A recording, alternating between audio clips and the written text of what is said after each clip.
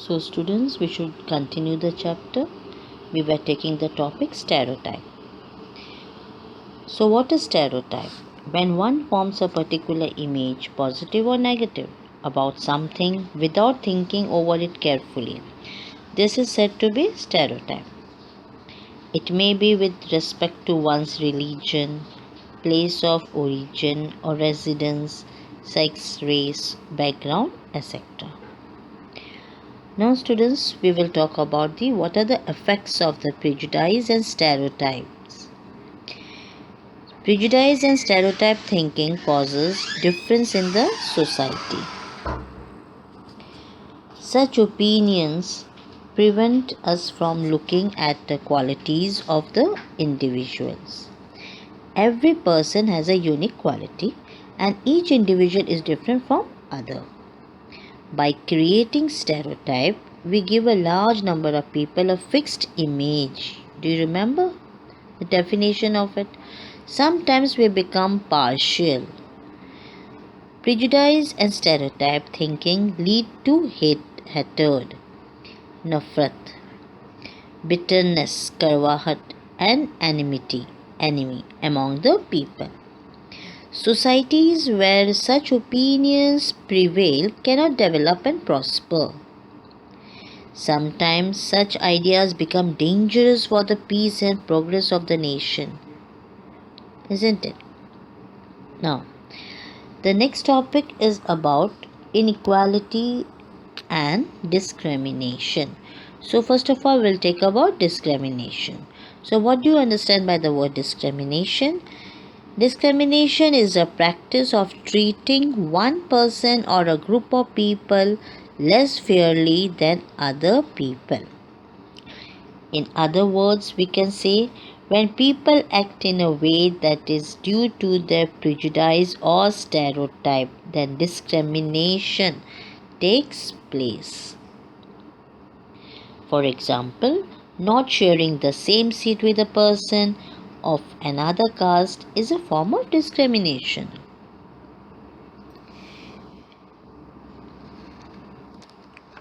Various acts of discrimination in the societies are like treating certain people as inferior to others, stopping them to take water from the common well, or not allowing them to enter the temple.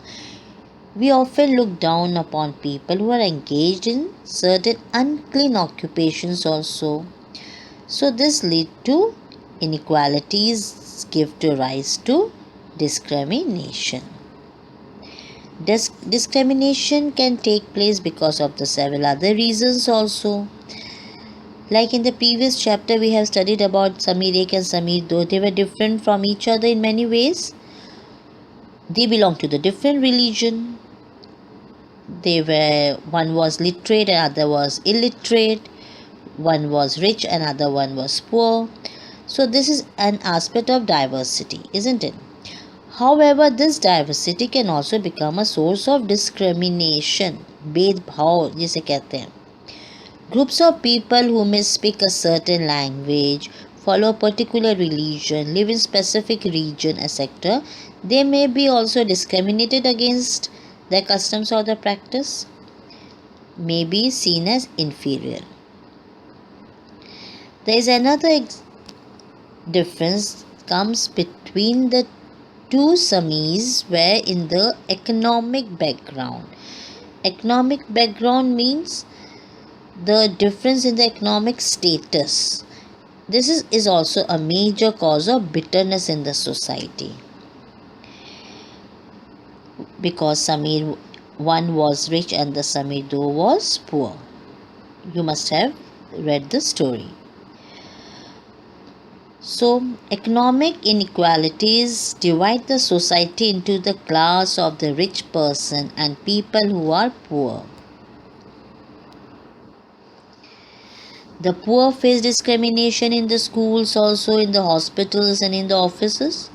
They are treated rudely and badly.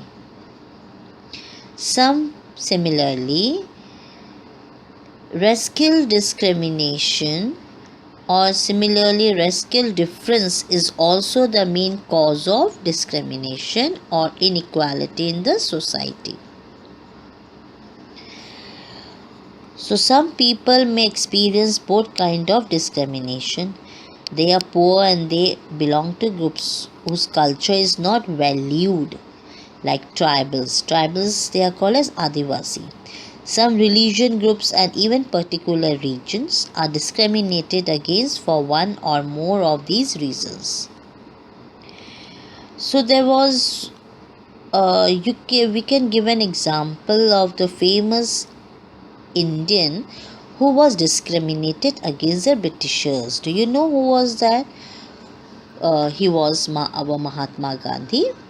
Mahatma Gandhi himself was a victim of racial discrimination during his stay in South Africa.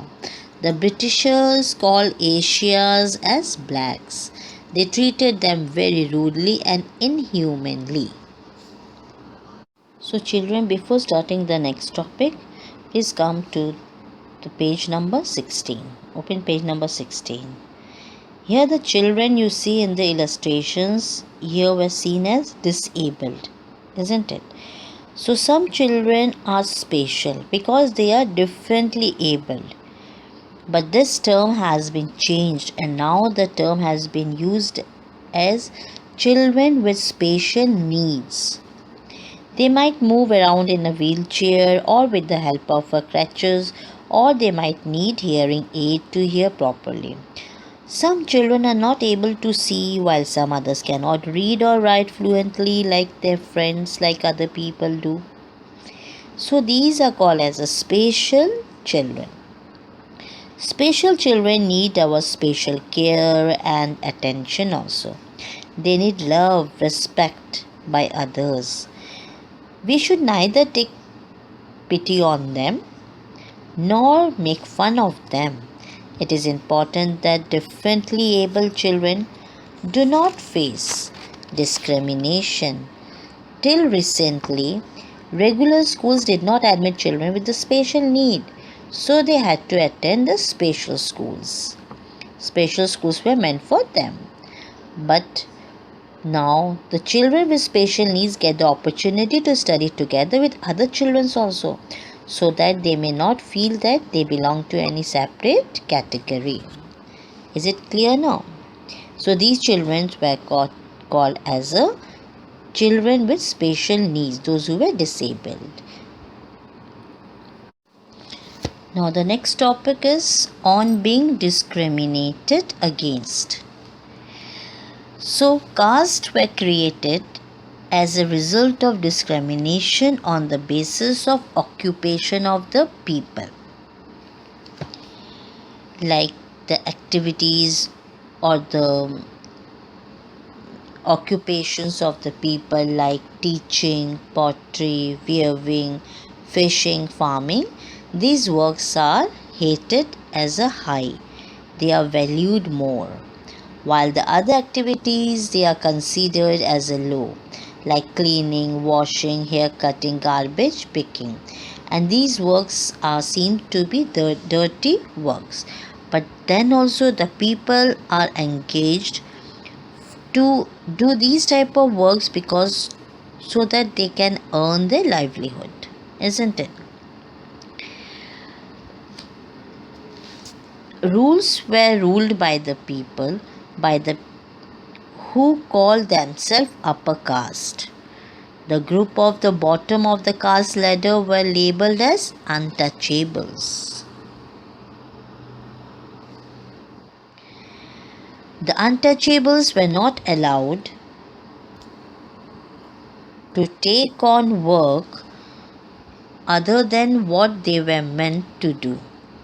People maintained distance from them. They were called as Dalits.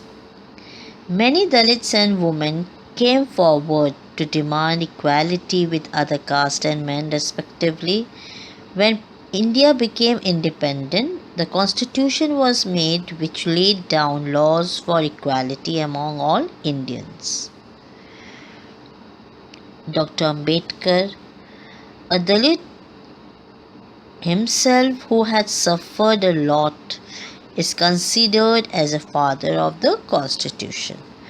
You must have heard the name of this person, Dr. Bhimrao Ambedkar. He was the greatest leader of India. He shared his first experience of the caste-based discrimination, which took place in 1901, when he was just 9 years old. He had gone with his brothers and cousins to meet his father in Koregaon, which is now in Maharashtra. So student, here is a short story upon him. So children, here is a story. You can read the story, but I am telling the story in brief. Okay.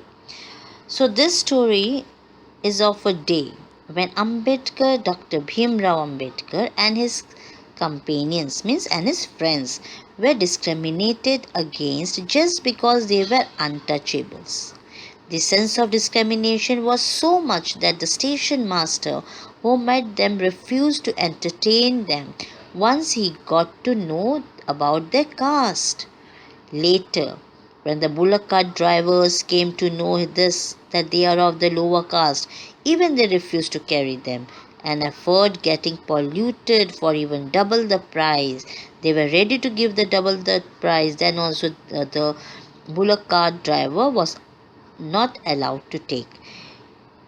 This is the first-hand experience of Ambedkar, who later came up to be known as the greatest leader of India.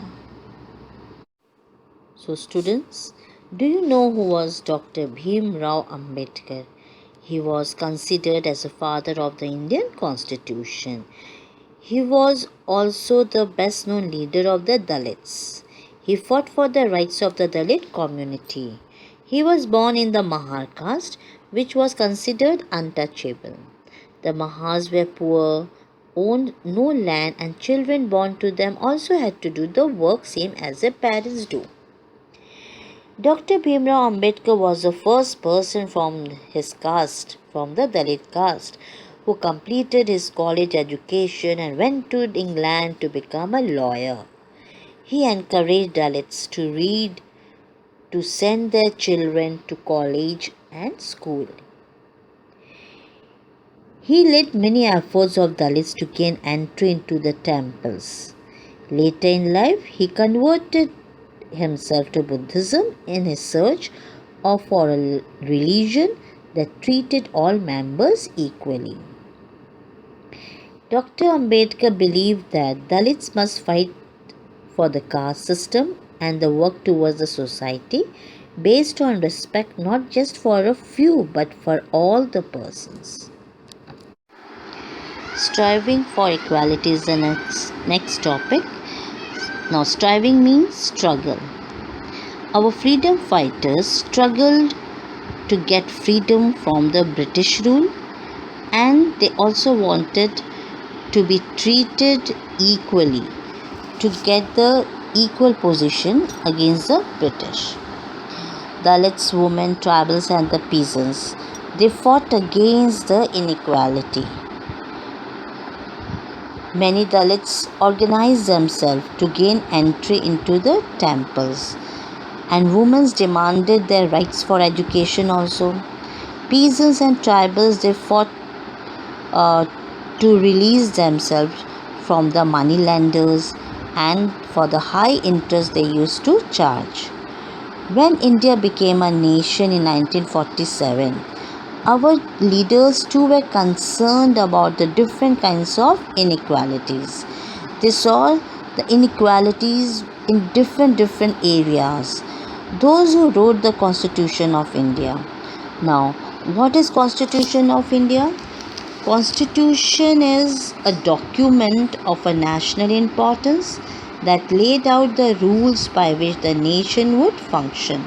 It's called as a constitution, and it was prepared after India got independence. Clear? So it's a document, like you all have a school diary with you.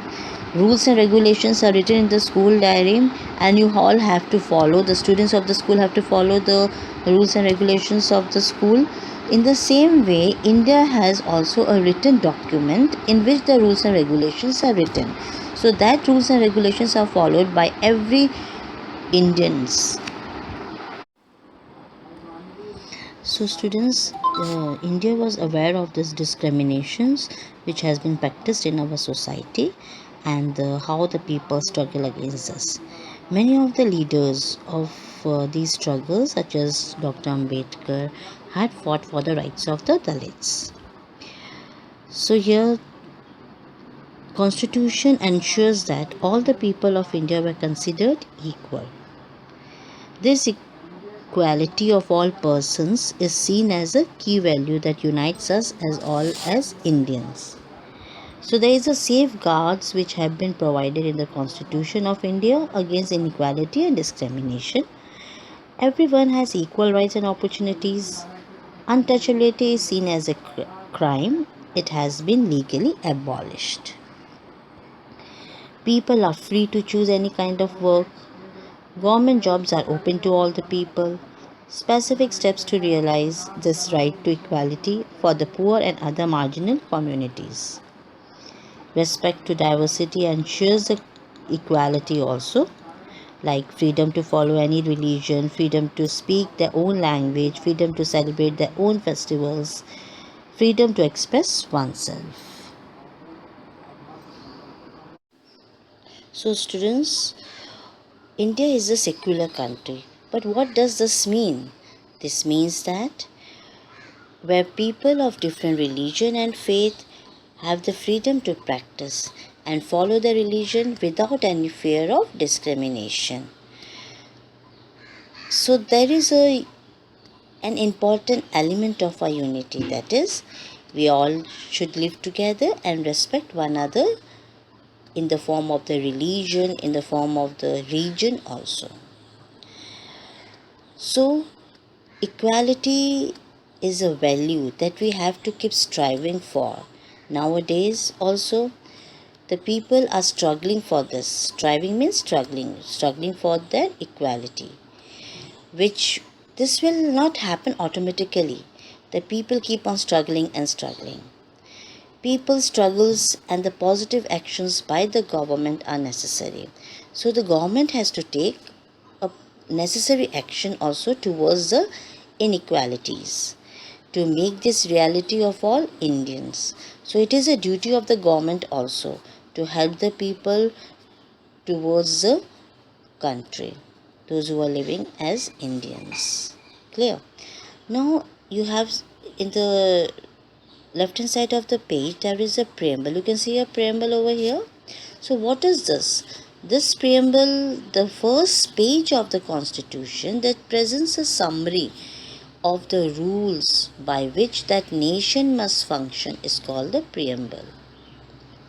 The preamble clearly states that all Indians are entitled to lawful justice, equality of status and opportunity, and liberty to practice any faith or belief. Clear? So this is a preamble over here. Now students, we have studied this chapter. I hope you must have understood the chapter. So in this chapter we have studied about some new terms like prejudice, then stereotypes, discrimination, equality. So students, this is all for today.